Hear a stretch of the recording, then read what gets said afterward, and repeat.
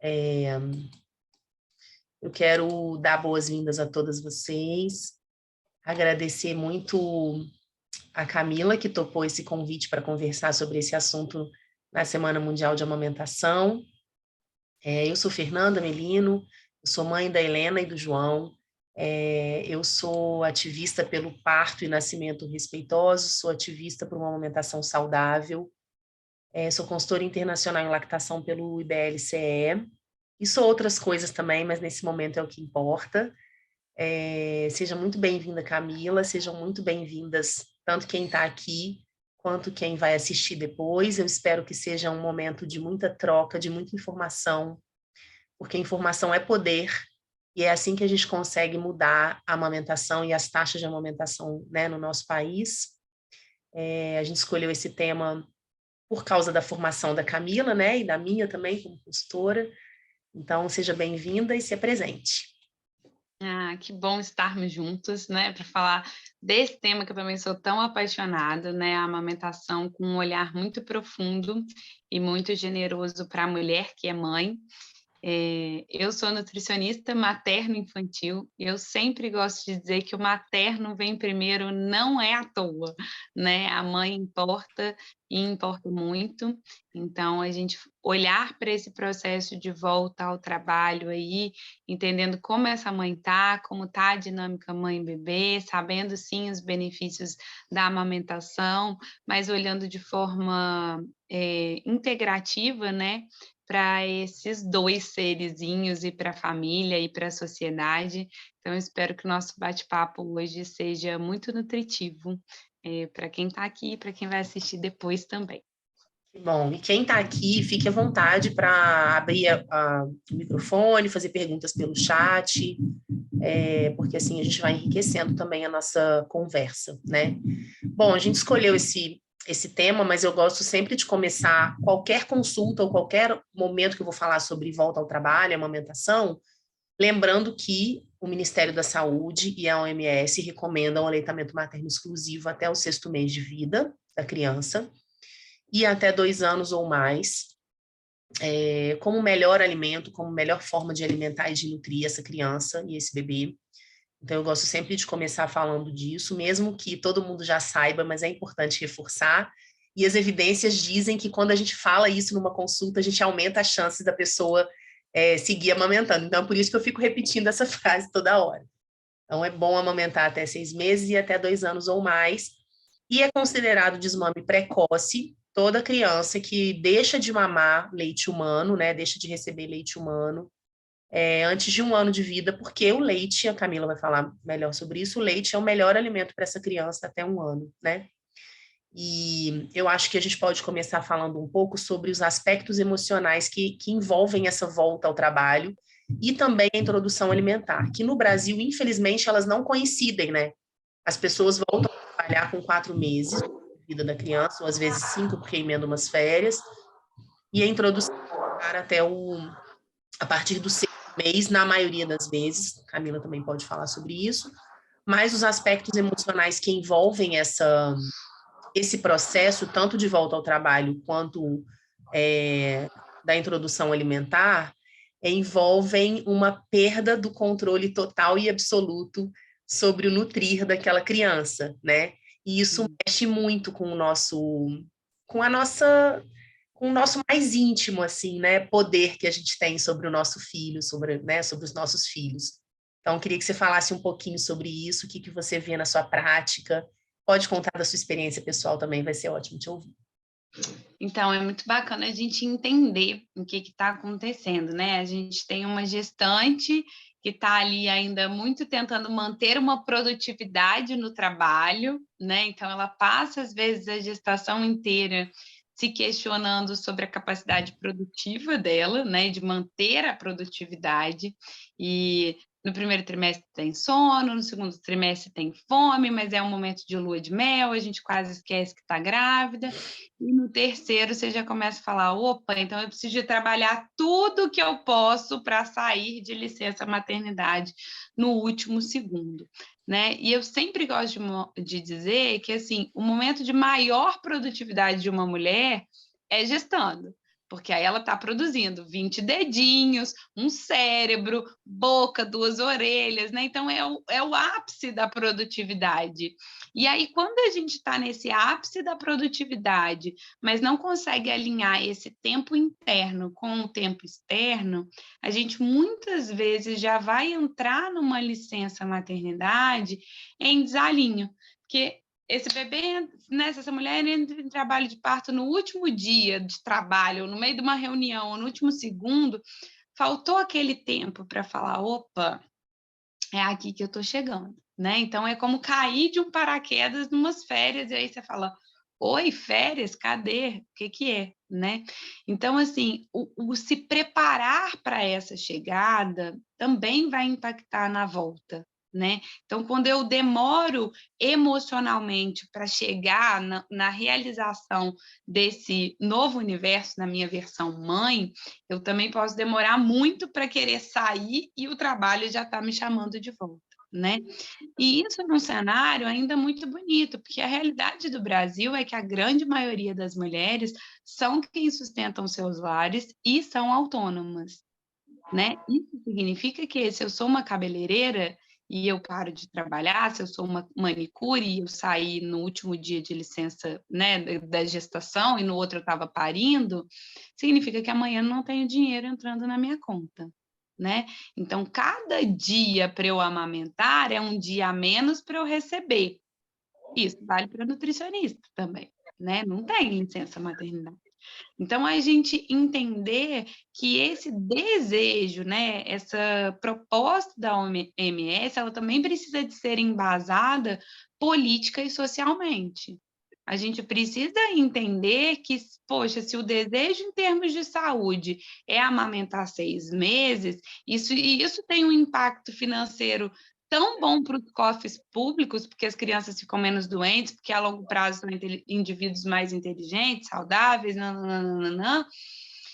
Precisamos sim de licença maternidade, de licença para o casal, né, para a família, para que a família divida como quiser. E aí a gente tem um outro problema, que é, termina a licença, seja com 3, 6 meses, 8 meses, essa mulher tem que voltar para o full power, né? É tipo, valendo! Então, eu atendi ontem uma mãe que é médica e que até ontem ela estava de licença maternidade, mas semana que vem ela volta para um plantão de 12 horas. Como eu explico para o bebê um plantão de 12 horas? Como eu explico para um cérebro que está há 7 meses envolto nessa maternidade um plantão de 12 horas? Né? Então, esse retorno ao trabalho, ele também deveria ser algo que a gente poderia pensar em transições, né? E aí, o que eu vejo que é muito nutritivo tanto para a mãe quanto para o bebê?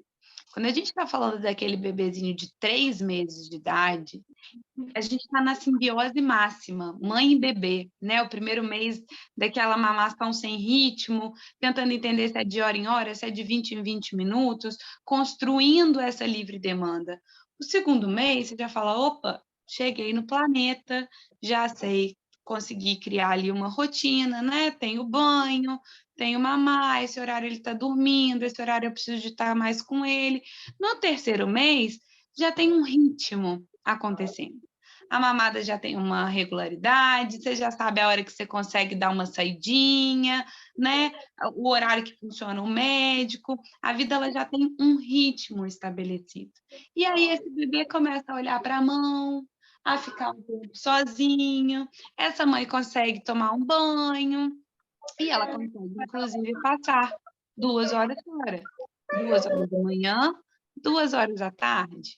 Ou, uma vez por semana, ela poderia ficar 3 horas fora, ou de 2 em 2 dias, né? Era possível, a partir desses 3 meses, começar a criar ali um retorno gradual no trabalho.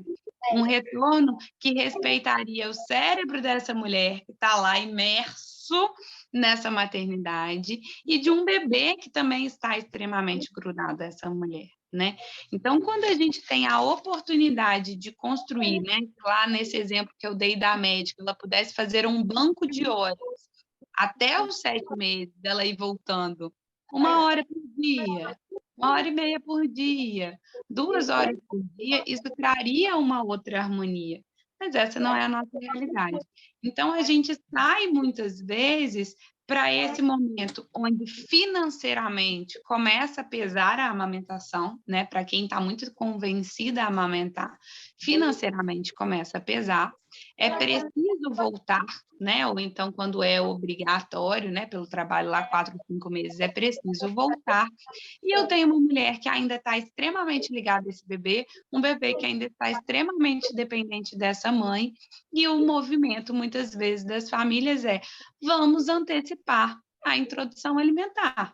Porque se a gente antecipar a introdução alimentar, fica mais fácil para o bebê lá na frente aprender a comer. E isso é o maior mito que a gente tem, né?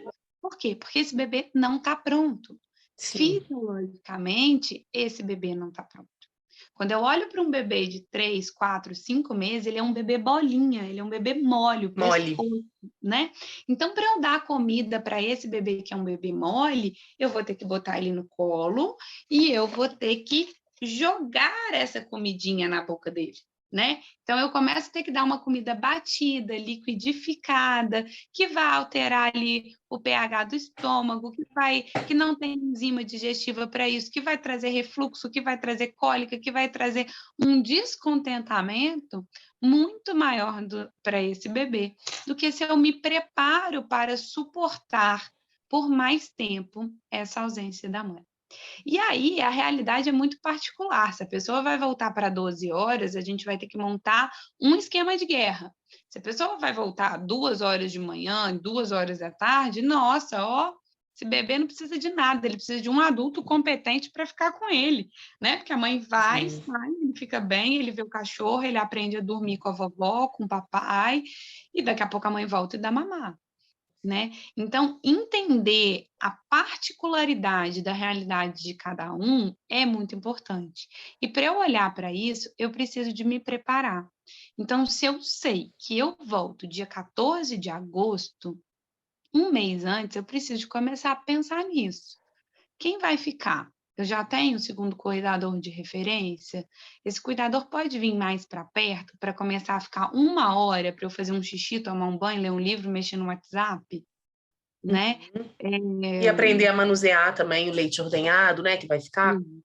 como que descongela, como que oferece, né? E em um mês, né, Fê, eu consigo começar a fazer um estoque muito bom, porque depois do Sim. trabalho eu ainda posso considerar tirar e tal. Então, se eu tenho um mês de antecedência para preparar esse estoque, para depois começar a usar, sabendo que eu tenho mais tempo, que a introdução alimentar está logo ali, a gente traz uma harmonia para casa. Agora, quando eu Sim. chego para fazer isso 7 dias antes de voltar a trabalhar, essa mulher está no ápice do estresse, muitas vezes. Emocional também, né? Porque não se preparou para esse retorno, não está pronta. Apesar de muitas mulheres, né, Camila, assim, que são independentes financeiramente, que têm o seu trabalho, elas já engravidam pensando, não, para mim vai ser ótimo quando eu voltar ao trabalho, né? Eu tô louca para voltar e tal. Mas quando chega o dia, né? Na verdade, quando bate ali o segundo mês, que você começa a ser gostoso, que você fala, poxa, logo agora, né? Logo agora que eu tô conhecendo essa criança, que eu tenho essa rotina estabelecida, que a gente já se entendeu um pouco melhor, eu vou ter que voltar para o trabalho, né? Mas você falou aí uma coisa importante, e a gente tem uma academia de medicina e amamentação, chama ABM. E a ABM recomenda que a gente fale sobre volta ao trabalho desde a gestação mesmo. Porque a licença maternidade, né, nos países tem um tempo diferente. É diferente, a gente não está falando da Dinamarca, que são 2 anos de licença maternidade, e que a pessoa volta gradativamente os dias que ela quiser, quando ela quiser, e para o pai também, né, para o parceiro também. A gente está falando de um tempo muito pequeno. E a gente também está falando de um tempo muito pequeno num cenário no Brasil onde a gente não tem uma rede profissional atualizada em amamentação. Amamentação, eu costumo dizer que a amamentação é ciência, a gente precisa estudar isso, né? Tem artigo científico sendo publicado todo dia, revisão sistemática, meta-análise, e a gente tem que ler para saber falar sobre isso, porque o que a gente vê hoje primeiro, é uma concentração de saber num único profissional, é o profissional médico, né? E não tem como o médico saber sobre todas as áreas de atuação e especialidades que estão ligadas a uma criança. Então, o médico não pode ser nutricionista, ele não tem como ser fisioterapeuta, ele não tem como ser consultor de amamentação. Então, a gente acaba centrando o saber nesse profissional que não vai dar conta de, por exemplo, orientar como que a pessoa deve ordenhar um leite. Essa individualidade que você falou, né? Olhar para os horários de trabalho, olhar para o perfil daquela família, quem é o cuidador, como que a pessoa que vai oferecer o leite está, se ela está se sentindo segura com aquele dispositivo ou não, ou se você precisa trocar o dispositivo. Então, para isso, é importante que a gente tenha uma rede profissional, uma rede de apoio profissional atualizada e que consiga dar um suporte para essa família. Legal. A Angélica perguntou aqui, inclusive, isso, né, sobre os dispositivos, como que a gente faz e ela está com receio. Acho que já é uma boa de responder essa, Fê. Você viu aí, ó. A Angélica, minha preocupação é sobre E, como apertar. Estou com medo da mamadeira e a confusão de bicos. ótimo. Angélica, o bico de silicone, né, a mamadeira, é uma das maiores causas de desmame precoce no Brasil. Então, é uma certeza, na verdade. A gente não conhece quase nenhuma criança que mamou mamadeira até 2, 3 anos e seguiu amamentando ao seio, né? Então, quando você escuta uma pessoa falando assim, o meu bebê desmamou com 8 meses ou com 9 meses, com certeza tem ali um bico artificial envolvido, que na verdade não foi um desmame, foi uma troca, né, que a criança fez. E realmente a confusão de fluxo ela é muito presente na mamadeira, porque quando o bebê é pequenininho e ele começa a mamar no peito, a mulher, né, a produção de leite, ela tem um reflexo de ejeção variável. Então, não é sempre que vem o mesmo volume e o mesmo fluxo de leite quando ela está mamando exclusivamente ao seio. E aí, neurologicamente, a criança se adapta a esse fluxo, ela sabe como é, né, que vai ser um fluxo alternado. Quando você bota a mamadeira e a criança tem a possibilidade de fazer um apertão, que é uma mordida, e chegar a um fluxo muito alto para ela e rapidamente aquela capacidade gástrica é preenchida, ela, neurologicamente, ela vai pelo caminho mais fácil, né? Alguém fala para você assim, olha, se você quiser ir na janela do céu lá em Bitpoca, tem uma trilha aqui de 1 hora tranquilinha. Ou então você pode ir, se você quiser, por essa trilha aqui, que é um subidão de morro, que você vai chegar lá em 4 horas. Você vai escolher de 1 hora, obviamente, para ver aquele visual lindo, né? Então, a mamadeira realmente é um problema. Hoje, a gente predominantemente sugere que a oferta de qualquer líquido, tanto de leite humano quanto de fórmula, quanto de água depois da introdução alimentar, seja em copo aberto. Copo aberto, copo Lagoinha mesmo, copo americano, né, de vidro, que a gente toma nossa cerveja aí do dia a dia. Então, é sempre importante que seja em copo aberto. Se a rede de apoio não estiver segura, aí a gente pode tentar outros dispositivos, como a colher dosadora, né? Mas que depois de um tempo a criança começa a ficar mais irritada, porque o fluxo é muito alto, muito baixinho, né? E ela quer um fluxo maior. E por última opção, assim, a gente usa o copo de bico rígido sem válvula, que não é a nossa melhor opção, mas ainda é uma opção melhor que a mamadeira. Mas para todos esses dispositivos, a gente precisa sempre ficar bem atento às confusões. Tanto a confusão de bico quanto a confusão de fluxo.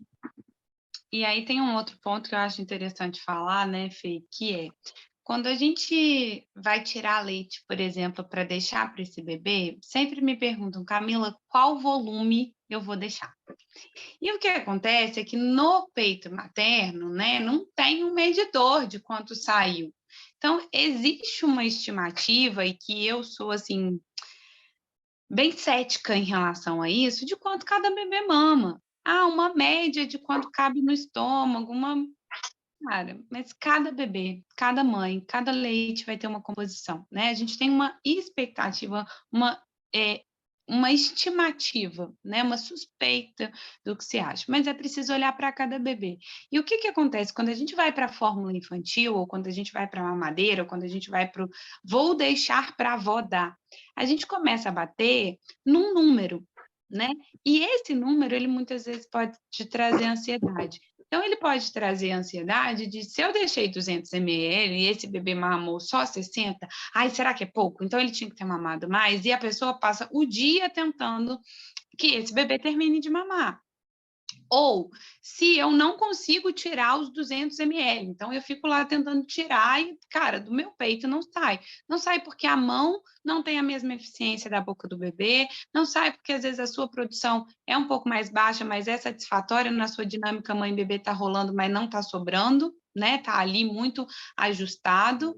E aí gera uma outra ansiedade. Então, essa mãe que começa a questionar, cara, será que meu bebê estava passando fome?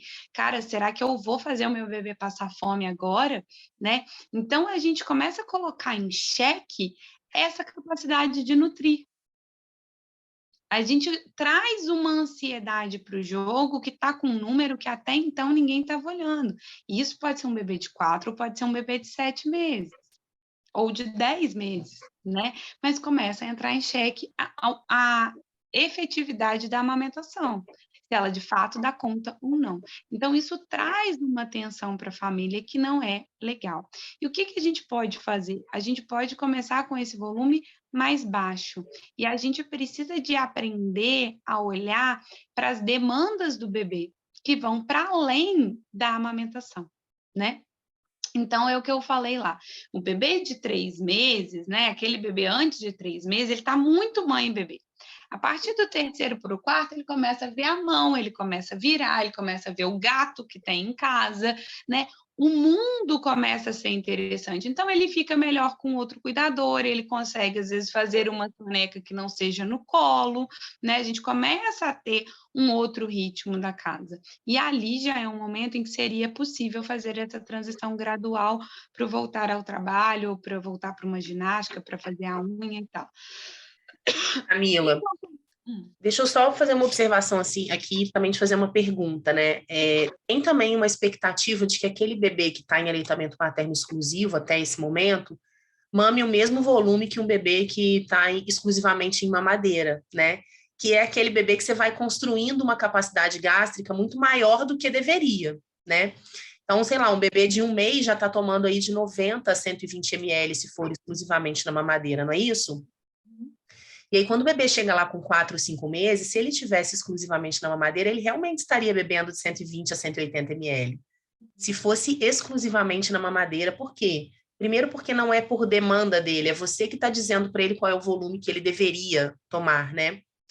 Segundo, porque já vem construindo aí, eu não sei se isso é real, mas eu tenho essa ideia de que você já vem construindo uma dilatação gástrica nessa criança que não é a capacidade gástrica real da idade dela. Não sei se isso é real, né? É uma coisa que eu penso, assim. E aí, quando você para um bebê que está em aleitamento materno exclusivo e ele toma 60 ml, é isso mesmo. Daqui a 1 hora, se você estivesse ali presente, ele mamaria mais 60. E não 60 de 3 em 3, né? Não sei se faz sentido, é isso mesmo? O que acontece? Todo bebê nasce com a capacidade de autorregulação energética. E essa capacidade, ela tende a se manter ao longo da vida, se ela é respeitada. Mas, em geral, a gente sofre um impacto muito grande ali aos 3 anos, que é quando a gente tem a socialização, vai para a festa, apresenta doce e tal. Mas a gente pode ter essa percepção alterada muito cedo, quando eu começo a achar que mamou pouco e eu ofereço mais, quando eu começo a questionar o meu peito e eu ofereço mais, quando eu não suporto a livre demanda nesses 3 primeiros meses para que mãe e bebê consigam se ajustar. Então, quando eu suporto essa livre demanda, que às vezes é de 20 em 20 minutos, eu consigo depois ter uma dupla encaixada. Mas nesse primeiro momento, se é um bebê que é prematuro, se é um bebê que nasceu com uma imaturidade intestinal mais significativa, ele às vezes vai precisar da passagem desse leite materno como um professor para ensinar ele a digerir. Porque o leite materno, ele é mais ou menos, ele tem uma composição de mais ou menos 1 a 2% só de proteína. E essa proteína, ela sofre uma alteração de acordo com a capacidade gástrica da mãe.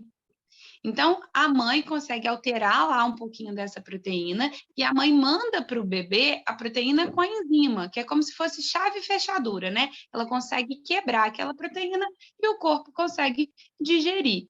Só que, se essa mãe, por algum motivo, não estava comendo bem, não está com uma boa capacidade digestiva, tem uma sensibilidade ao leite, ao glúten, à lactose, né? Tem uma intolerância, isso também pode acontecer com esse bebê. Então, esse bebê pode não receber desse professor a forma de digerir essa proteína. E aí, às vezes, ele vai precisar de mais estímulo. Poxa, então eu preciso de mais imunoglobulina que tem no leite materno, eu preciso de mais enzimas. E vai ser um bebê que, às vezes, o primeiro mês, ele vai passar plugadinho. É um bebê que nasceu ali, às vezes, com uma torcicólogo, uma outra coisa, fez um corte na língua, tem uma tensão de pescoço. São tantas coisas para a gente olhar e ajudar esse bebê. O que a gente precisa de ter muito claro? Que frases como é fase e vai passar podem estar negligenciando severamente a dor de uma mãe, a dor emocional de uma mãe, de um bebê que não dorme, de um bebê que mama o tempo inteiro, real e oficial, A de um bebê que exaustão. chora o tempo inteiro, né? E pode estar negligenciando uma condição física do bebê. Sim, Então, se eu tenho um bebê que tem alguma condição física, que talvez não seja uma doença, talvez não seja um caso cirúrgico, um caso medicamentoso, mas é uma alteração fisiológica, que precisa de um olhar de um nutricionista, de um osteopata, de uma consultora de amamentação, de um fisioterapeuta, não é o olhar médico, mas sim, tem outros profissionais que podem ajudar. Então, é uma frase que eu odeio. Ah, é fase, vai passar. Quer me matar é falar essa frase. Porque você sim. tira a dúvida da mãe e você pode estar negligenciando gravemente esse bebê.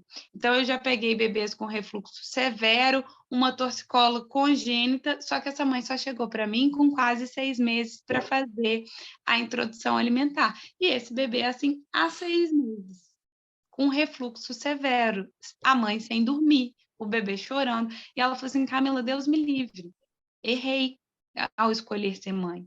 Dei azar na loteria e peguei um bebê chato pra caramba, né? Na Então, verdade, quando... ela deu azar de não ter encontrado profissionais que olhassem para isso, né, com critério, né, com uma especificidade diferente. E aí, essas são as frases, e a gente precisa de fortalecer nas mulheres, né, a nossa intuição. Então, eu falo que está lá na descrição do meu perfil. Coração de mãe nunca erra. A gente pode até exagerar, Sim, mas não erra. Então, né, se aquilo está pegando lá no teu coração de não é possível que o meu bebê é o único que não dorme, não é sim, possível que eu dei azar. Opa, vamos investigar, investigar e investigar, até achar alguém que te dê uma resposta diferente. Foi sim. em 3 pessoas, ninguém deu, ainda assim vale a pena nutrir essa intuição e dizer, opa, tem alguma coisa que está aqui, né? Sim, concordo com você. Eu acho que a gente, com essa vida mesmo, né, muito corrida, e a gente olha muito pouco para os bebês, para os nossos filhos, né? A gente tem esse. Eu acho que a gente subestima a capacidade da criança de mostrar para a gente o que ela precisa, né? E o que ela está pedindo, então a gente acha que as crianças não têm essa capacidade. E a gente também, com essa vida muito corrida, a gente deixou de olhar para as crianças olho no olho, né? Criança é um ser humano e ele tem muito para te dizer, mesmo os bebês menores, né? Os bebês pequenininhos. Então, eu acho que isso que você está falando é muito importante. Eu falo muito sobre isso com relação ao sono de quem amamenta, né? Muito negligenciado. Ah, mas você sabia que você não ia dormir? Ah, eu sabia, mas eu não quero ficar sem dormir 2 anos, 3 anos, 4 anos, né? E também com relação à dor. Às vezes a pessoa chega morrendo de dor, o bebê está ótimo, ganhando peso, e a pessoa fala, mas está doendo muito. Aí o pediatra fala, mas está tudo bem com o bebê. Ah, mas não está tudo bem comigo. Eu não estou bem, né? Tem alguma coisa aqui que não Isso. é legal. E a gente tem o hábito mesmo de não olhar para isso.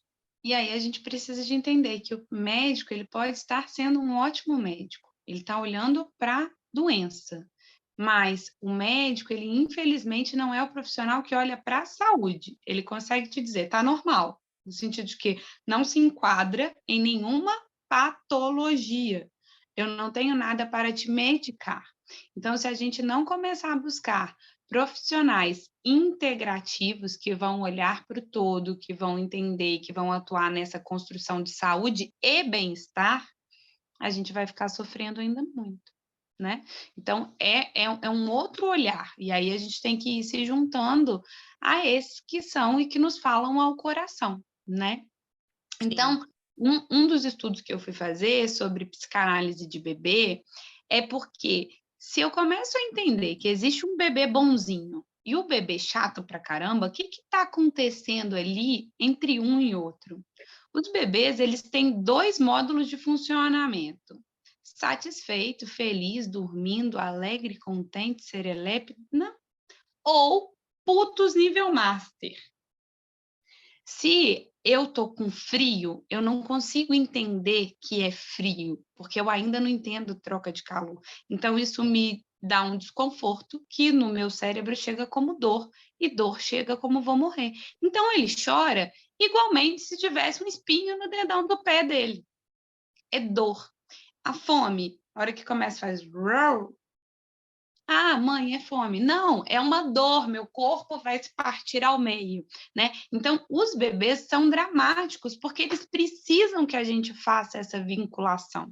E a percepção deles do mundo vai ser construída nisso, nos toques no banho, no botar para mamar, né? Então, o bebê começa a construir essa maturidade de sistema nervoso central, que vai ser concluída lá com 25 anos, mas que tem uma parte mais construída, tipo um bebê elefante que nasce andando, né? Lá com 2 anos de idade, o ser humano está mais ou menos nesse período, né? Então, esses 3 primeiros meses são chamados de esterogestação, não é à toa, é porque não tem maturidade. Só que a mãe também está nesse processo de se tornar mãe, de entender, de dar conta de todos esses hormônios e tal.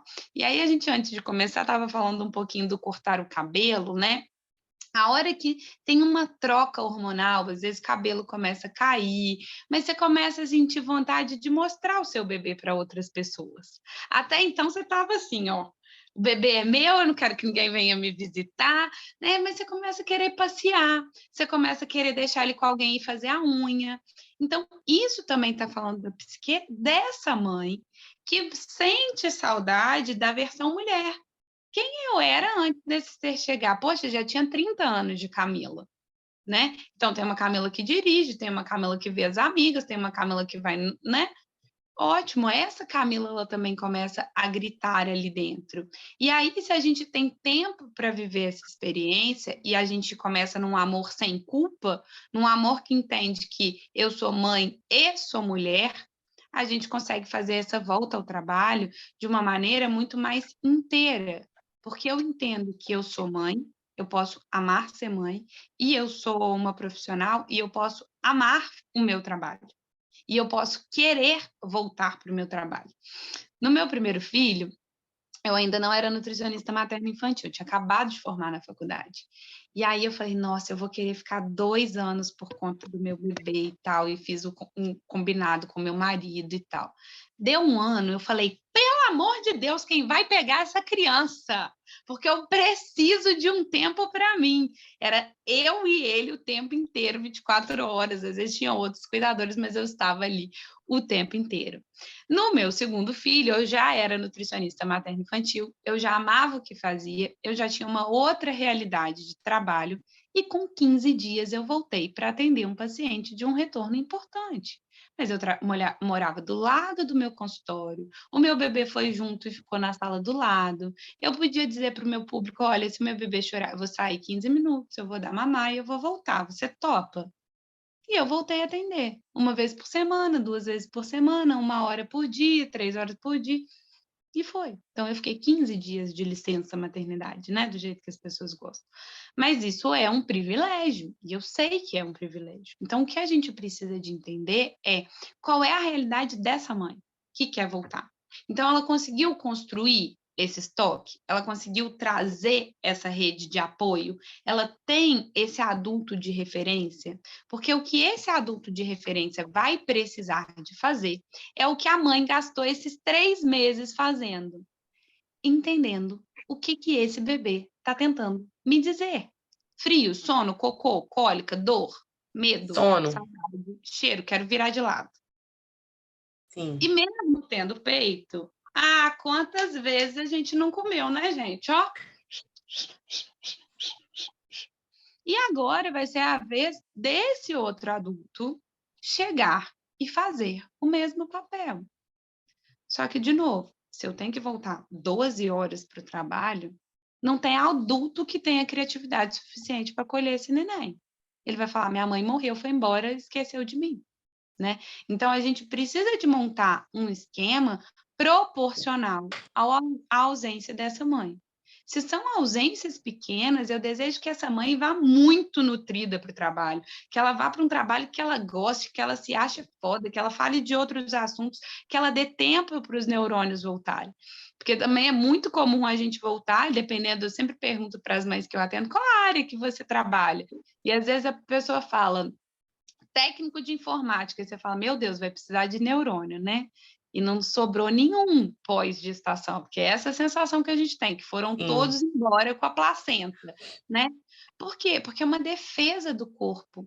O corpo aumenta o volume sanguíneo, aumenta os líquidos corporais, existe um inchaço no cérebro da mulher, que de fato vai fazer com que a gente tenha uma audição mais aguçada, mas um pensamento mais confuso. Registrar número, nome, tarefa, fez, não fez, esquece. Então, lembrar datas, né? É muito difícil mesmo quando a gente existe tem um gestação. processo que eu tenho que dar tempo para o retorno dessa mulher, né? Sim. Então, isso é muito importante. E aí, antecipar a introdução alimentar não vai ser o caminho, porque esse bebê não está pronto. Esse é aquele bebê que está deitadinho ainda, né? Então, o Sim. que eu preciso de fazer? Eu preciso de organizar quanto de leite esse bebê vai tomar. E eu sugiro que sejam pacotinhos de 60 ou 90 ml. Sim, também faço a mesma sugestão. Porque se você precisar, você usa 2, se for maior, você já tem ali. E, gente, Sim. leite materno é um troço sagrado. Cada gota importa, cada Sim. dia de amamentação importa. E Uma vez aí, aquecido, ele não pode ser resfriado de novo, né? Então, se você tirou do congelador, botou na geladeira, ou tirou da geladeira e botou no banho-maria, ele não pode voltar nem para a geladeira e nem para o congelador. Se você tira 200 ml e oferece 60, e aqueceu os 60, né? Aqueceu os 200 e ofereceu 60, perdeu os 140 ml. Então, isso é importante mesmo. É muito precioso para a gente jogar fora. A Lili fez um comentário aqui no chat que ela disse que ela teve muita dificuldade de tirar o leite para Tainá, porque ela sentia que era sempre a conta, né? E aí a sugestão que eu deixo para quem está aqui, para quem vai ver depois, é que tenha uma rotina de ordenho. Escolha sempre os mesmos horários para você tirar o seu leite, para você estimular a produção do seu leite. Porque o corpo precisa entender que vai haver uma demanda ali continuada, mesmo que não tenha um bebê sugando. Então, escolha horários definidos, não precisa ser o mesmo horário, todo dia, 9 horas da manhã, mas pelo menos naquele período que você consiga fazer uma ordenha, né, com 20 minutos de bomba elétrica, preferencialmente de bomba dupla, se for possível, porque isso vai fazer com que você mantenha uma boa produção. E se você observar que não está rolando, ou que está difícil, ou que está indo, mas precisa de uma ajuda, existem algumas ervas galactogogas que podem, nesse momento da volta ao trabalho, dar uma empurradinha aí para melhorar um pouco essa produção. sim. E é importante a gente entender isso, né? O estresse que a mãe começa a ter nessa preparação, ele também vai impactar nisso. Ou então você fala assim, ela dormiu, pode sair. Aí você fala, tá, vou tirar o leite. Não vai. Não vai sair, né? Então, claro, se você tem uma hiperlactação, se você tem um bebê que está ganhando meio quilo por mês, talvez você pare ali e tire 80 ml numa boa. Fácil. Uhum. Se o ganho de peso do seu bebê é um peso ali mais, é um ganho de peso mais limiar, né? Se a sua amamentação já está muito organizada, né? É só quando o bebê vem, o bebê já tem espaços maiores de mamada, não, vai sair. E a partir dos 7 meses eu falo, vira tirar leite de pedra. Então, esse uso do leite materno ordenhado, ele também não é para ser igual mamadeira que vai até os 2, 4, 5 anos, né? Sim. O uso do leite materno ordenhado é para esse bebê que ainda não tem capacidade de comer e que está em período de adaptação. O primeiro mês do retorno do trabalho da mãe, especialmente quando é CLT, né? Lá vai bater ponto, tem que cumprir as horas, ele é um mês que eu falo que é o mês de luto daquele bebê e daquela mãe, que às vezes a primeira vez vai entrar no carro chorando e não vai trabalhar perguntando como é que ele tá e como é que ele tá. E isso é burro para todo mundo, né? Assim, é um sistema burro que a gente tem que questionar. E aí vamos pensar, tudo bem, Camila, mas essa é a minha realidade, vou ficar 8 horas fora, como é que eu vou fazer? Primeira coisa é descobrir se no seu trabalho você consegue 1 hora a menos de trabalho. Porque se você ainda amamenta, isso às vezes pode ser garantido até os 6 meses. Então, tem que ir no RH, tem que conversar, tem que perguntar se é possível. Se isso for possível, é casa. Porque se você faz 4 horas, vem, dá mamar para o bebê, dá banho, põe esse bebê para dormir, almoça e vai embora, esse bebê te viu na metade do caminho. Então, é mais fácil para todo mundo administrar. E aí você tem mais 4 horas. Né? Então, assim, são as duas possibilidades que eu falei. A primeira que precisa de conferir, 1 hora a menos de trabalho e aí almoçar em casa. Porque para o bebê, para a mãe, Vai fazer muita diferença.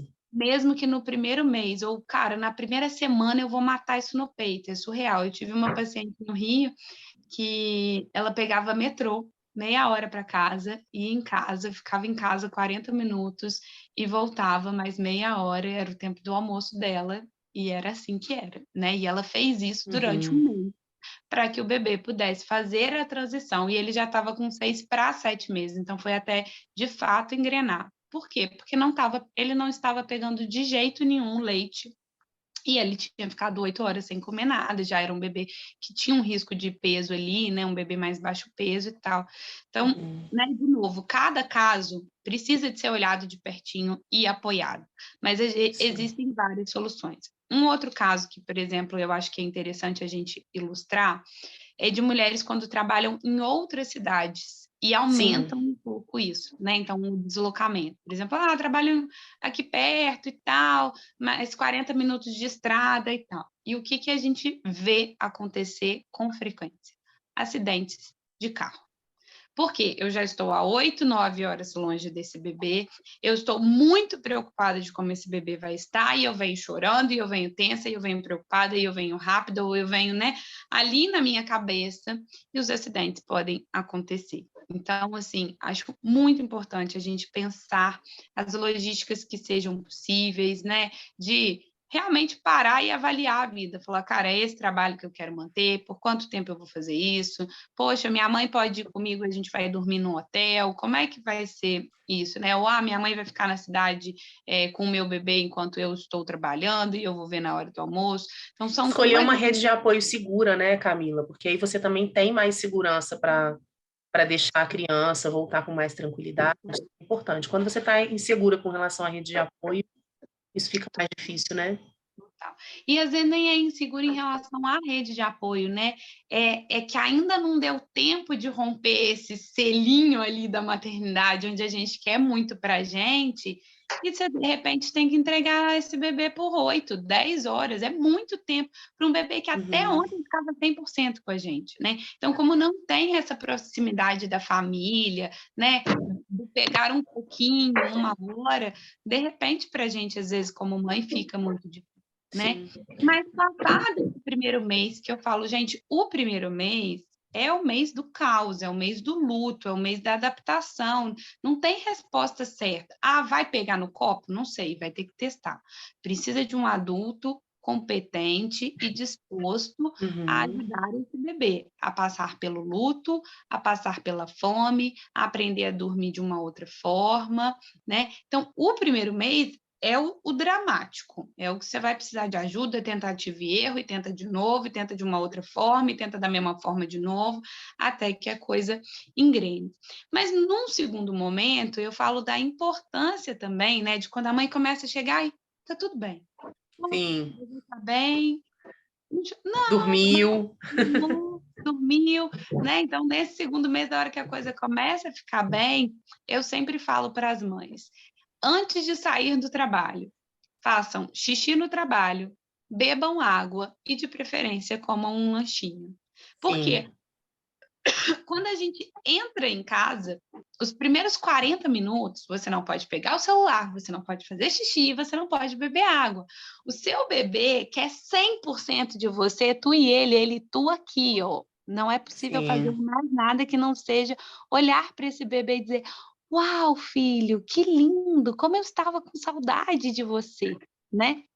Então, sim. quando essa mãe chega nutrida desse trabalho, tendo respirado, tendo passado na padaria, tendo demorado mais meia hora para chegar, ela chega muito pronta para nutrir afetivamente esse bebê. E aí a coisa vai ficando tudo bem. Tem um meme que eu acho muito interessante, que é o meme da mãe peitão, né? Da mãe que acha que o bebê olha para ela e só vê um peitão, assim. E esse meme, para mim, ele fala muito desse processo onde a interação mãe e bebê começa a ser só mamar.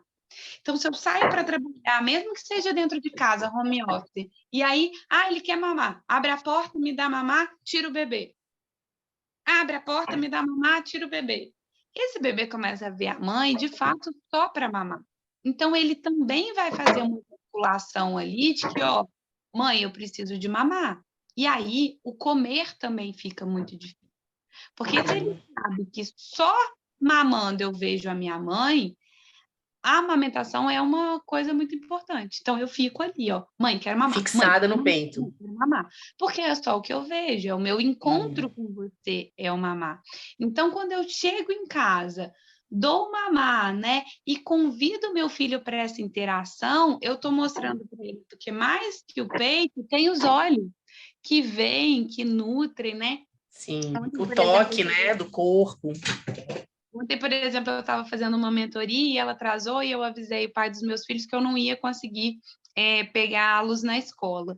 E aí ele pegou e tal e falou, ó, foi dramático, o Luquinha chorou muito e tal. Eu falei, não, já estou chegando. E aí quando eu cheguei, ele estava no choro, né? Isso com 2 anos. Ele estava super no choro. E aí eu peguei ele, dei um abraço e ele falou, mamá. Eu falei, ai, filho, mas eu estava com tanta saudade de você. Ele, eu também. E aí passou o choro, né? Tipo, você nomeou a minha emoção. Ele, mas eu quero muito mamar. Eu falei, mas antes, você pode me dar um abraço? Ou você gostaria do meu abraço? Ele, eu gostaria do seu abraço, né? Então, quando a gente começa a trazer a participação da mãe para além do mamar, isso também libera a criança para o comer. E isso libera essa mãe para, opa, eu preciso de sair do amor do sacrifício.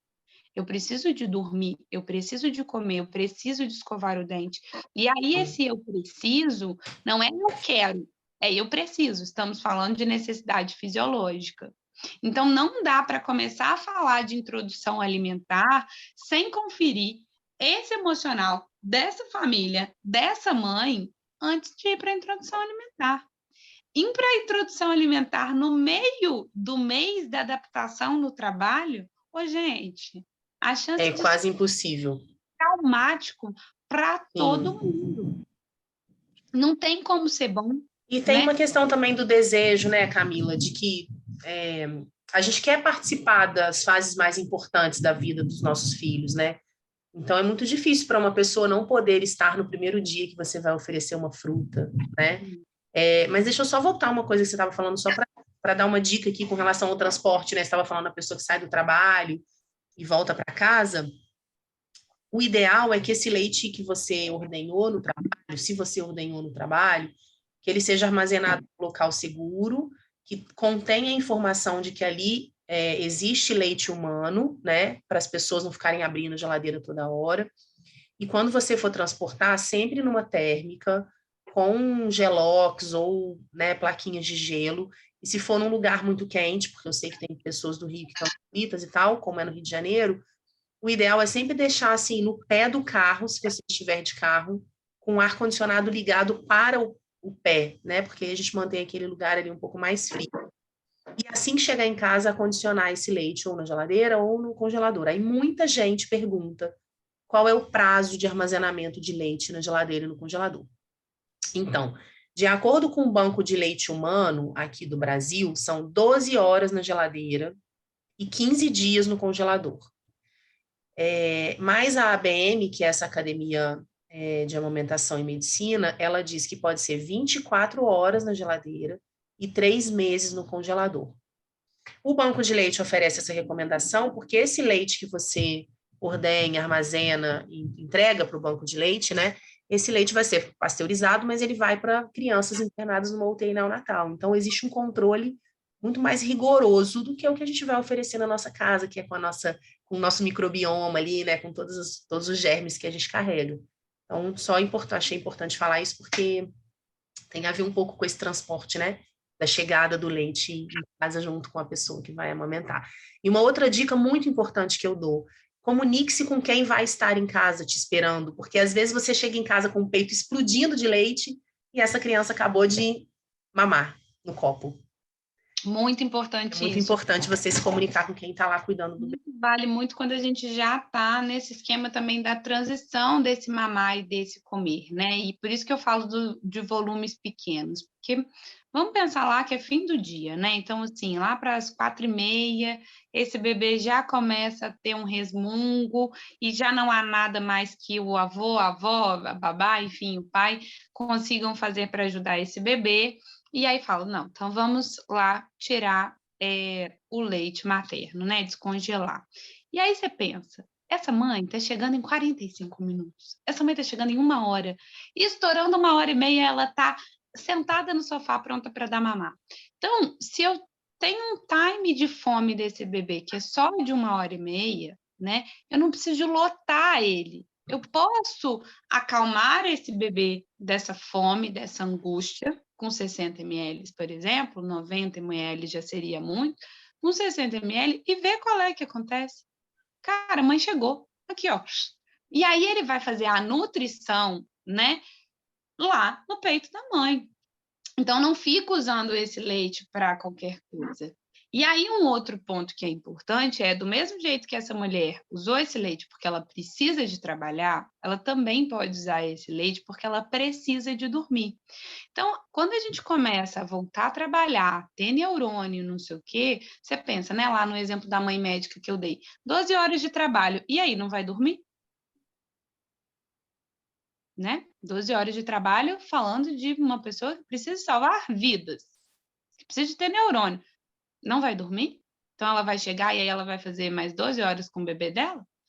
Né? Ou então ela... O que vai fazer? Então a gente precisa de prestar atenção nisso também. Aí a mãe, não, mas Camila, eu trabalho 8 horas e eu sou secretária, eu não vou matar a vida de ninguém. Não, mas talvez seu marido, né? Porque a gente começa a responder aqui, ó, na base da cotovelada. Então, assim, não é eu quero dormir, é eu preciso de dormir. Então, avaliar, será que uma vez na semana, ou será que aquela mamada da meia-noite é uma mamada que cola eu fazer uma vez essa oferta do mesmo jeito? Uma vez por semana? Uma vez no mês? Pedir para o pai bancar a noite inteira? Por quê? Porque a gente está falando de neurônios que precisam de se reorganizar, dessa memória que não vai funcionar, de um nível de estresse hormonal que vai estar lá nas alturas. Eu falei isso na roda de pós-parto, Camila, porque a gente entrou num movimento da amamentação tão difícil quanto o do parto, né? A gente precisou chegar no extremo da amamentação para que a gente conseguisse taxas melhores, né? Para que as mulheres pudessem amamentar mais tempo e tal. Mas o medo do desmame é tão grande que as pessoas nem cogitam a possibilidade, até no pós-parto imediato mesmo, no primeiro mês do bebê, alguém pegar ali numa madrugada, em um horário, e oferecer um leite ordenhado no copo para que essa pessoa consiga descansar 1, 2 horas a mais, né? Isso faria tanta diferença no pós-parto e na vida das pessoas, mas o medo do desmame é tão grande, né? Na roda de pós-parto, acho que foi a Lívia, falou, eu tenho tanto medo que eu acho melhor nem oferecer, né? Eu prefiro acordar. Os extremos são exatamente isso, né? São extremos. Eu tenho alguém que já parte para uma madeira, que é outra pessoa dando, outra pessoa dormindo, e eu tenho alguém que está lá no auge do sacrifício, assim, no sacrifício que perde cabelo, que a pele fica ruim, que a pessoa vai se tornando uma mãe pior. Gente, a gente se torna uma mãe pior quando a gente faz isso. Porque uma mãe que saiu para trabalhar com tesão, uma mãe que tomou um cafezinho ali na saideira do trabalho, ela chega em casa uma mãe muito melhor, mas Muito melhor, muito. chega pronta para essa demanda de um bebê do Gugu Dadá, gente. Sim, né? sim. E ele não faz companhia do adulto, né? A gente cansa o neném, quando você vê um neném com criança, né? Era como o meu, né? Agora, um neném com adulto cansa para os dois lados. Sim. Eu tenho uma amiga queridíssima que ela fala, eu morro de medo de bebê. Eu falei, por quê? Falou, porque eu adoro, mas eu gosto de fazer uma vez só a brincadeira e eles querem fazer 755 vezes. É verdade. Agora aqui, o Léo, né, quando eu estava no pós-parto, eu falava muito irritada e tal, e ele falava assim para mim, parece que você tem inveja de mim, eu tô saindo para trabalhar. E aí um dia eu falei para ele, eu tenho mesmo, porque eu gostaria de poder sair para trabalhar, sentar num café do lado do meu trabalho, almoçar com uma parceira de trabalho, uma comida gostosinha, voltar, mexer no meu computador tranquilamente, né? Ou fazer um atendimento de boa, sem ter ninguém pedindo para usar o meu celular, sem ter ninguém perguntando para fazer alguma coisa. E eu entendo que muitas pessoas optam pela não volta ao trabalho, né? Por questões pessoais, ou porque não tem com quem deixar a criança, ou porque não querem deixar numa instituição, enfim. Mas realmente se preparar para esse retorno, né, é muito, muito, muito importante, porque traz uma satisfação pessoal muito importante para o cuidado com os filhos. Quando eu viajo sozinha, eu volto outra pessoa. Eu sou outra mãe, eu sou uma mãe muito mais paciente, eu sou uma mãe muito mais atenciosa, eu sou uma mãe muito mais disponível para aquele tempo ali, para o sentar, para o brincar, para, né, propor um cuidado, né, proporcionar um cuidado para eles. Então, isso é muito importante mesmo que você está falando. E trabalho é férias total, né? Total, perto do trabalho que é a maternidade, total é férias. Férias total. A pessoa fala, o marido fala, eu tô de plantão. Eu falei, não vem não, você fez xixi na hora que você quis, você mexeu no celular na hora que você quis, né? Então, assim, você trabalhou usando o cérebro, né? Não é... Exatamente. Então, assim, é outro buraco. E a gente precisa de entender essa diferença e esse peso. Fê, Sim. Vamos falar um pouquinho de introdução alimentar? Vamos agora, para a gente também ir finalizando, né? E me conta aqui como estão as mamães por aqui. Já tem mamãe? Vocês querem perguntar alguma coisa? Querem tirar alguma dúvida?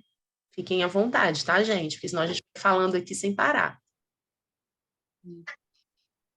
Se tiver também Se eu alguém... levantar a mãozinha, né? Ou botar alguma coisa no chat, fiquem à vontade. Então, sobre introdução alimentar, a chegada da introdução alimentar nesse momento, né? A gente teve uma distorção muito grande do que é comer. Hoje a nutrição, quando ela vai falar para a alimentação infantil, né? Quando ela vai falar de introdução alimentar, ela fala só do bebê. Ela não fala do contexto familiar. Então, o que acontece? Eu pego e eu coloco um bebê nos 6 meses, 0 minutos, e eu vou dar a papinha para ele. Né? Então, com 6 meses, 0 minutos, começa a introdução alimentar. Mas eu esqueci de combinar isso com o bebê, né? Eu tiro foto, eu ponho no Facebook, no Instagram, nananana, mas eu não combinei isso com o bebê.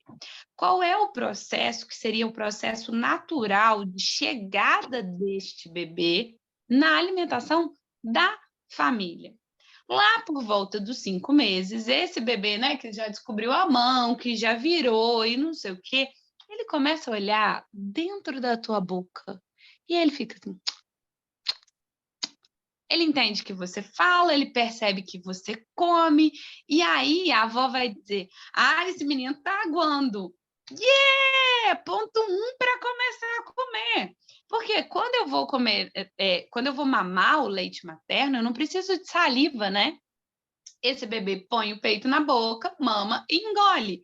Começar a aguar, a salivar, é o primeiro passo para a digestão. É ali que a gente vai ter amilase, é ali que a gente vai quebrar carboidrato.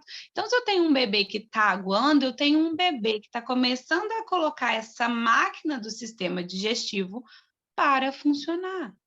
E aí ele vai trabalhar controle de mão, o desejo de levar até a boca. Mas se ele é um bebê bolinha, que não fica sentado ainda, ele não vai fazer isso. Então, eu preciso de um bebê que tem um controle de tronco. E eu preciso de um bebê que tem uma coordenação mão-olho para ele vir colocando essa comida na boca. né? Então, o processo natural, ele iria acontecer de uma maneira muito mais gradual, que é o processo de aprender. Só que quando eu trago uma expectativa na frente, que é tem que comer, eu tiro o bebê.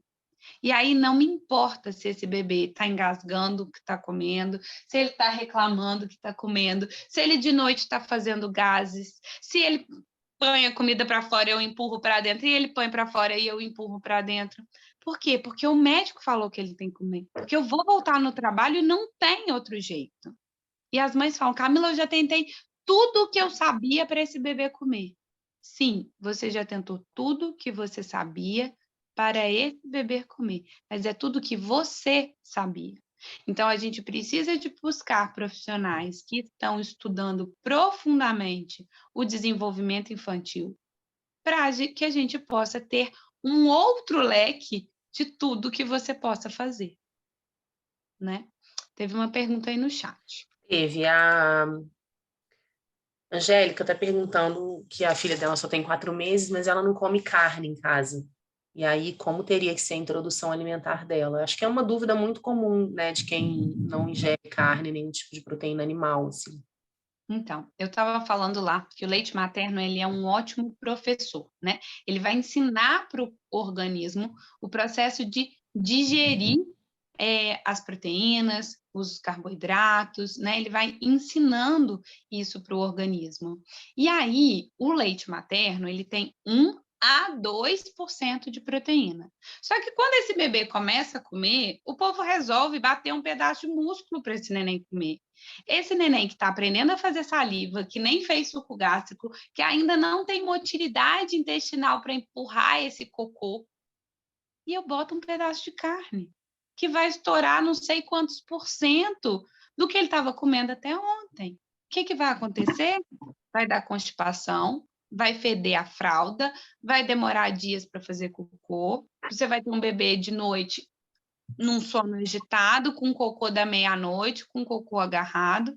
Por quê? Porque esse bebê não está pronto. Se fosse no processo natural, lá por volta dos 9 meses, esse bebê ia conseguir segurar uma coxa de frango e ia ficar chupando ela. Ou ia mastigar e cuspir. Por quê? Porque ele ainda não sabe digerir essa proteína desse tamanho.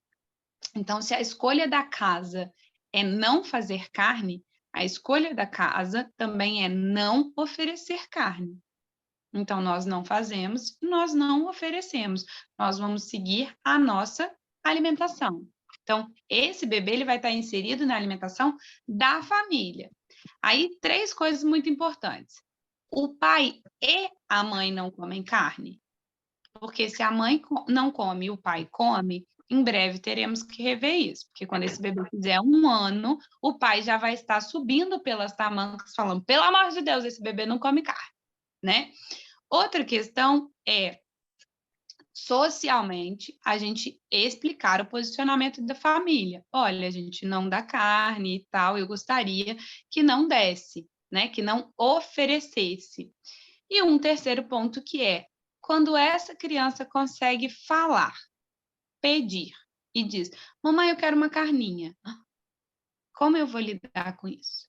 Eu vou impor ao meu filho uma dieta de restrição, eu vou impor ao meu filho uma dieta sem carne, ou eu vou entender que eu estou oferecendo para ele uma outra opção, uma opção de redução, uma opção de na nossa casa não tem, mas quando a vovó fizer você pode comer, na nossa casa não tem, mas quando a gente vai num churrasco de família você pode comer. Então, é muito importante, além do sim e do não da nutrição, a gente voltar a entender a cultura dos alimentos. A gente começou a importar goji berry lá do Himalaia, do Sri Lanka, do não sei aonde, né? E a gente não está entendendo o que é que tem mandioca, o que é que tem cerola, o que é que tem caju, o que é que tem açaí. A gente está nos desconectando da nossa cultura e perdendo essa força de saber dou ou não dou, posso ou não posso, faz bem ou não faz bem, porque a gente está sem raiz de cultura, de alimentação, para entender esse processo. Tem uma outra pergunta aqui. O bebê tem 1 aninho, mas toda comida ele pega e joga longe no chão, não leva à boca. Como eu posso ajudá-lo? Eu rio, é muito fofo, né? Quando a criança pega comida assim e brinca com ela, né? E tem uma outra relação que é diferente do que a gente esperava, né? Uma desconstrução muito grande, assim. Quando meu filho fala, por exemplo, tipo, não gosto de pão na chapa, eu falo, como não? Pão na chapa é uma delícia, né? Então, Fê, vou Joga te falar, brócolis no chão, né? quando você começou a falar, eu fiquei em pânico, porque assim, o meu limite era muito jogar comida. Sabe, assim, tipo, era uma coisa que não era sujeira, não estava nem aí, mas jogar comida era algo muito sensível para mim. Sim, Aí eu acho muito interessante a gente entender onde pega em cada em cada pessoa, pessoa, né? exatamente. Para a gente poder trabalhar com isso, né? Eu sou total da autonomia, acho a coisa mais linda, assim, o neném aprendendo a enfiar a colher na boca. Eu vou postar hoje no meu Instagram para vocês verem uma bebê fazendo maior sujeira, assim, tentando acertar a colher na boca. Eu acho fofo, mas o jogar comida no chão, como era o meu pânico, eu fui trazer um olhar de deixa eu entender qual sinal está vindo antes e que eu não estou pegando. Então, muitas vezes, quando o bebê começa a fazer esse movimento, por exemplo, na cadeirinha, ele já falou não outras vezes, de outras formas, e a gente não viu. Então, esse movimento de tirar as coisas da cadeirinha tem muito a ver com eu falei não antes e tem alguém insistindo. Então, você já veio com a colher, depois você já botou o brócolis ali, depois você já não sei o quê, nananana. E aí esse bebê vem dizer, basta e joga tudo no chão. Se for no esquema abre a mão e deixa cair, tem um outro processo que é, sabe dominó, quando a gente bota um do ladinho do outro e tem aquele prazer de dar o primeiro peteleco e ver a sequência acontecer? O bebê está entendendo que ele abre a mão, que ele controla isso. Se você pensar num bebê de 6 meses, quando ele agarra o nosso cabelo, ele não solta, né? Você tem que vir aqui e ajudar ele a abrir a mãozinha. Então, esse bebê maiorzinho, ele já descobriu esse controle e ele começa a entender que fui eu que fiz esse barulho. Fui eu que fiz o cachorro vir comer a comida, fui eu que fiz a minha mãe levantar, fui eu que fiz essa cena acontecer. Então, é muito importante a gente entender que se esse bebê sentou para comer e o movimento dele não está direcionado a trazer essa comida na boca, a explorar, se ele não está usando dessa comida como um movimento de aprendizado de comer, talvez seja importante eu encerrar a refeição. Ai, Camila, mas ele não comeu nada. Aí é outra história. Aí a gente vai olhar ao longo do dia o que está acontecendo para o não comer. Mas para o jogar longe, então já deu? Filho, está satisfeito? Mamãe pode tirar? Aí ele voltava a comer. Filho, mamãe pode tirar a bandeja? Pode. Aí já escorrega, quer sair, quer brincar e você quer ver fazer outra coisa. Então, é muito importante a gente entender que as crianças, né, uma criança de 1 ano de idade, ela ainda não sabe dizer, mãe, estou satisfeito, valeu, obrigado. Ou mãe, hoje eu só quero andar.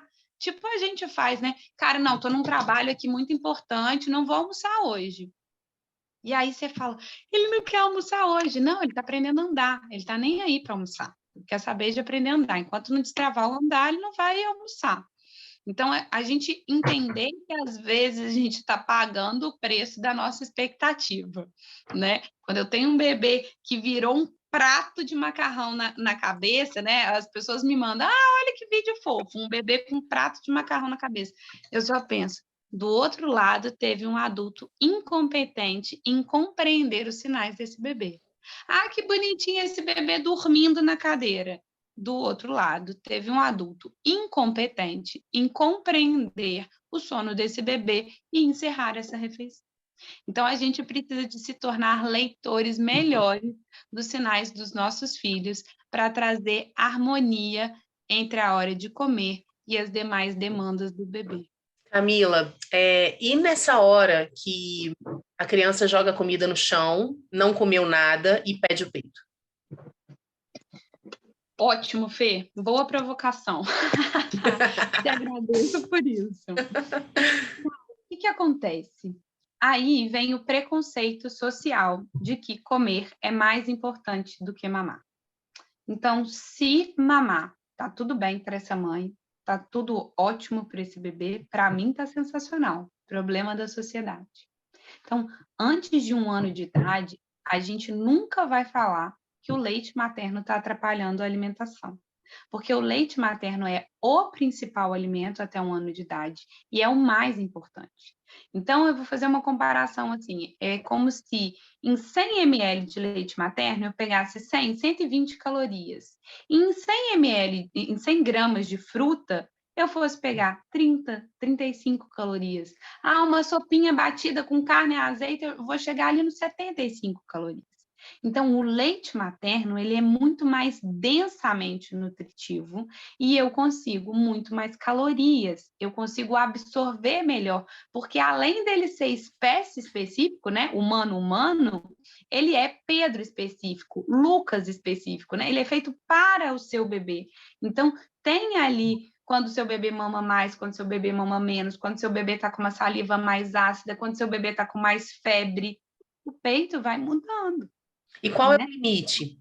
Existe um limite, assim, a partir de qual idade a gente pode considerar que vai ser muito importante essa criança comer mais e tomar menos leite ou mamar menos? Em termos de quantidade, eu não diria que existe um limite, tá, Fê? Eu acho que a dinâmica mãe e bebê importa muito. Então, assim, se a mãe tá ok com a amamentação, mas o bebê já não tá conseguindo interagir com outras pessoas, né? Ele não tá conseguindo vir para esse ciclo de uma criança, poxa, às vezes essa relação da mãe está amarrando muito o desenvolvimento desse bebê. E a gente pode fortalecer essa mãe para olhar por que ela não está conseguindo liberar esse bebê para o mundo, né? Inclusive o desenvolvimento que você diz com relação à alimentação, né? Se desenvolver com relação à alimentação. Agora, se é um bebê que come pouco, mas come de tudo e mama muito, tá tudo bem, porque ele já está aprendendo textura, ele está aprendendo sabores, e aí vai ser muito mais uma dinâmica mãe e bebê ali. Agora, o que acontece muitas vezes? Eu também tenho, e aí muito quando a gente usa fórmula, e aí já é a partir dos 6 meses. Por quê? Se sou eu que aumento o volume da fórmula, e aí eu falo, fez 6 meses, está maior, e eu aumento de novo o volume da fórmula, eu estou tirando esse espaço de aprendizado do bebê em relação à comida. Porque no leite materno existe uma limitação de até onde o corpo dessa mulher consegue produzir, né? Tem um ápice de produção ali por volta dos 6 meses. Uhum. Depois dessa composição do leite materno, ela começa a mudar. Então, começa a não ter, por exemplo, tanta água nesse leite. Esse leite fica um leite mais gordo, porque água, meu filho, não, tu pega um copo de água e bebe, né? Aqui no peito começa a ter o quê? Tem gordura, tem vitamina, que vão te sustentar até 1 ano de idade. Mas pensa se a mãe tivesse que ter 200 ml de água para oferecer para esse bebê, né? Essa mãe tem que beber uma cachoeira de água para ela conseguir manter a hidratação desse bebê.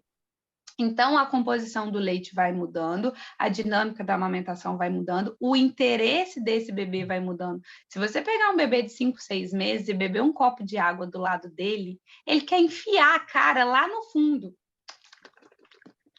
Ele quer.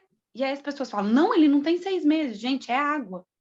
Ele quer explorar com a linguinha, se ele consegue. É uma transição.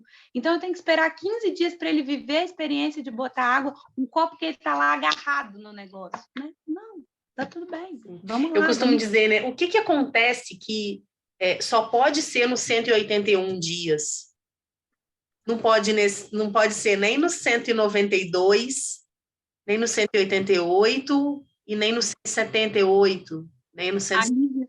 A Lívia que está aqui, ela fez consulta de introdução alimentar comigo, e aí eu fui ver o filhinho dela e ele não estava comendo a banana. Ela falou assim, Camila, ele não está comendo. E aí eu vi o posicionamento dele de pescoço assim e tal. Falei, Lívia, eu acho que é mais uns 20 dias para ele comer. E aí ela diz, né, Lívia, que deu exatamente 20 dias e ele comeu. Eu falo, eu não sou uma bruxa tão boa assim, não, mas às vezes é por aí, né? É um pouquinho mais de tempo que um bebê precisa e o outro que, na verdade, já está interessado e quer explorar.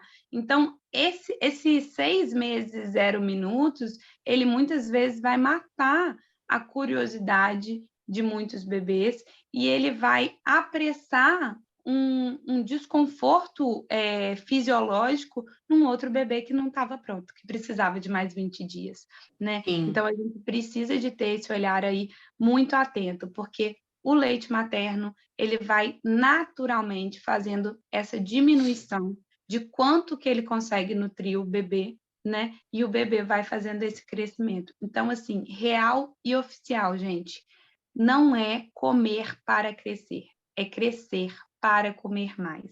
Não é a comida que faz esse bebê crescer, né? Uma criança que come mal e pouco, ainda assim consegue fazer uma autorregulação energética e pegar o mínimo de caloria que ela precisa para continuar vivendo e crescendo. Então, assim, é muito a gente entender que é um processo de aprendizagem e que o natural é ter o leite materno para suportar esse momento de transição, de aprendizado, de crescimento, né? É uma apresentação alimentar, né? Você vai apresentando aos pouquinhos texturas diferentes, gostos diferentes, sabores diferentes, até um ano, né?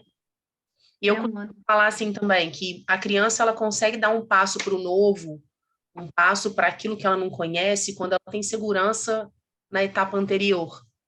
Então, quando você oferece uma mão, e em seguida, se ela pede o peito, você não oferece, ela se sente insegura para provar a próxima, porque ela pensa, se eu não tiver aquilo que traz segurança que eu tive até agora, como que eu vou conseguir dar espaço para frente, né?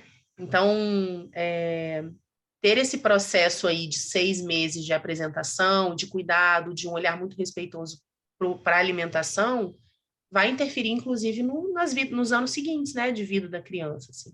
E aí vamos pensar aí nesse processo de volta ao trabalho. Até ontem, eu mamava no peito aqui, eu que controlava o tanto que eu queria mamar, a hora que eu queria virar, minha mãe me virava, eu mamava o outro, a hora que eu não queria mais, eu saía, esticava o braço e ia fazer outra coisa. Minha mãe volta a trabalhar e ao invés de eu comer, né, de eu me nutrir aqui, eu começo a me nutrir lá, do outro lado da mesa, numa cadeira, eu mesma segurando.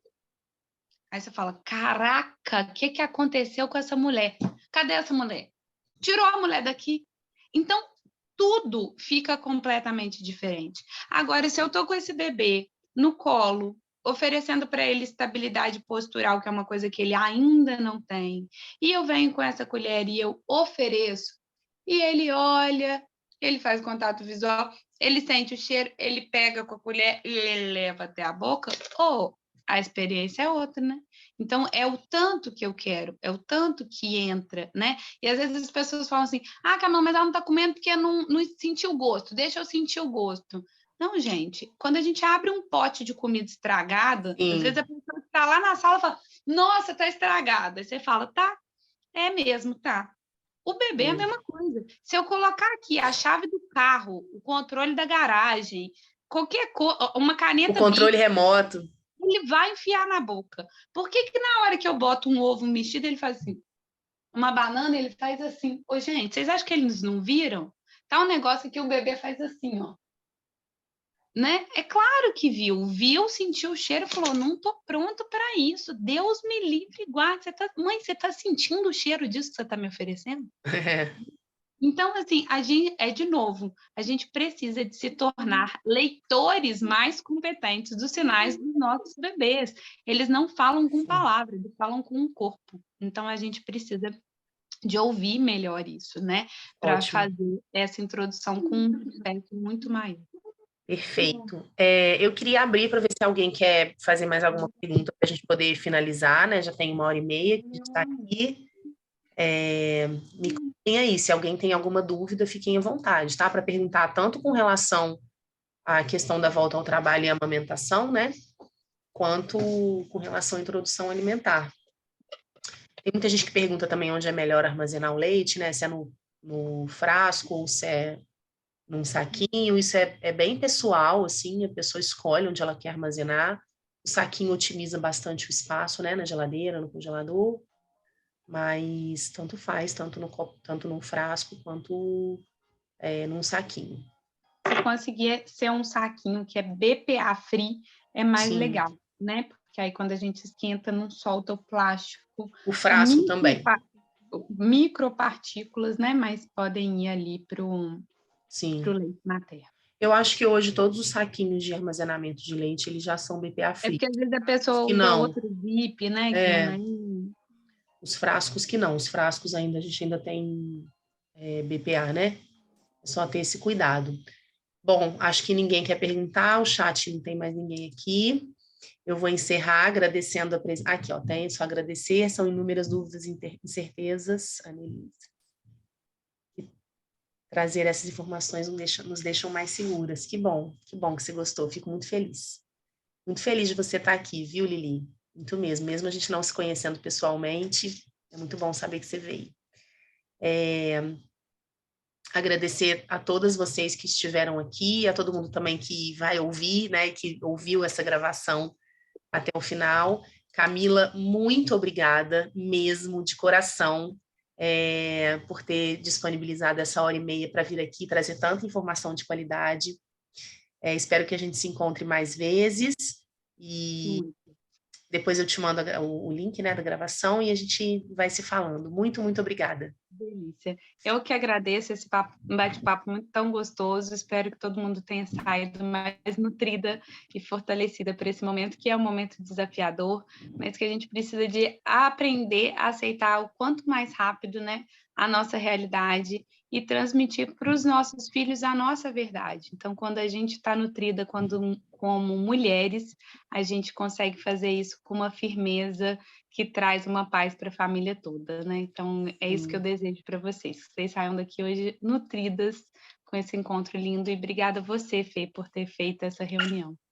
Um beijo Beijo enorme. grande, gente. Tchau, gente. Obrigada. Um beijo.